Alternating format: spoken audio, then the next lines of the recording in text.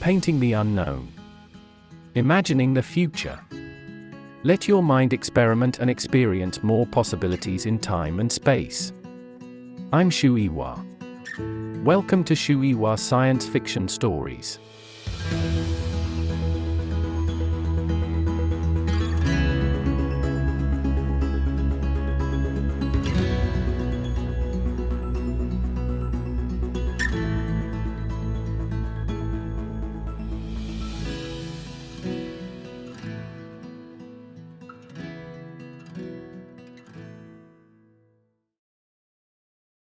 A series of documents, formatted as a report from the 1960s, explains what happened at Red Coast Base. Some of the most specific, sensitive information has been redacted. To begin, the report distinguishes between gradualistic and saltatory modes of science. In gradual science, theoretical results are slowly applied to the real world. In saltatory science, fundamental theory is immediately put into practice, as in the case of the atomic bomb. Saltatory science thus often leads to what the report deems a technology leap.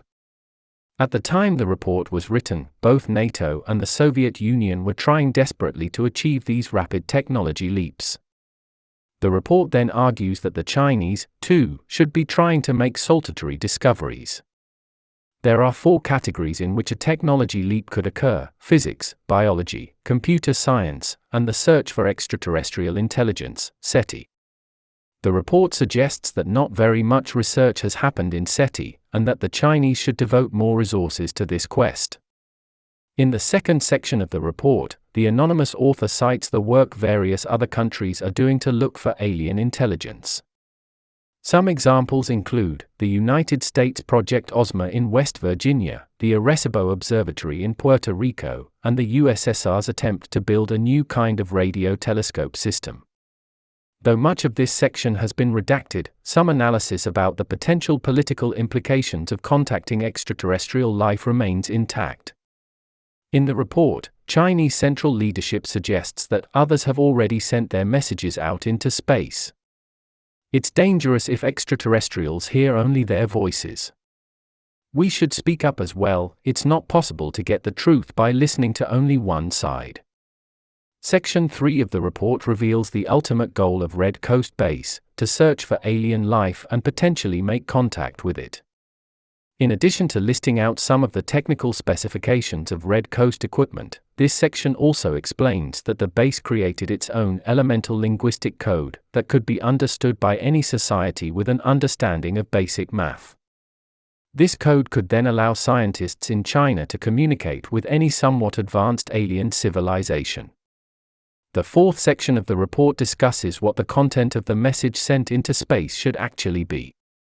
The first draft of the message criticizes both the US and the USSR as imperialist superpowers and encourages extraterrestrial life to ignore these countries' lies. The second draft of the message, run through China's central government, was less obviously propagandistic. Instead, this final draft explains that though human civilization has done great things, it has also created vast inequality and strife. In the end, the message sent out to extraterrestrials expresses China's desire to collaborate with alien life to build an ideal civilization. Finally, the 5th section of the report emphasizes that though this work will not have immediate consequences, it is important for China to think in the long term. The report concludes by celebrating that bystanders have the clearest view, and so, truly neutral aliens will be able to comment on whether we're the heroes or villains of history. First, it is important to note the formal shift here. To talk more about the geopolitical ramifications of the characters' decisions, the novel lets content dictate form, that is, rather than continuing to be immersed in the narrative, readers are confronted with a high-level government report. This report makes clear the stakes and scale of such leaps in scientific discovery. Any invention is capable of changing the world, and most, like the atomic bomb, do more harm than good.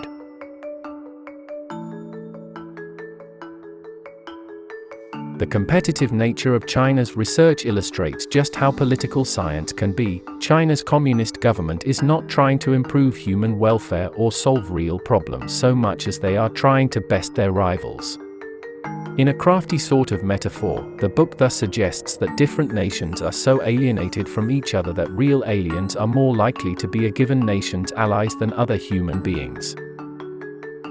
There are several crucial points in this passage.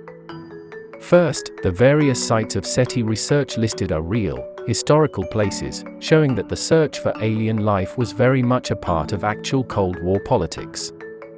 Second, the redacted sections of the report reflect the amount of secrecy and distrust in governance during this period. And most importantly, the Chinese leaders' desire to make contact with aliens stems entirely from their desire to present themselves in a positive light.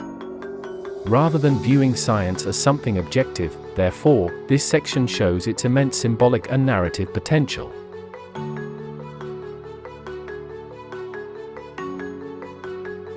After all of the misdirection, it turns out that the antenna on Radar Peak was indeed being used for communication, just not with people.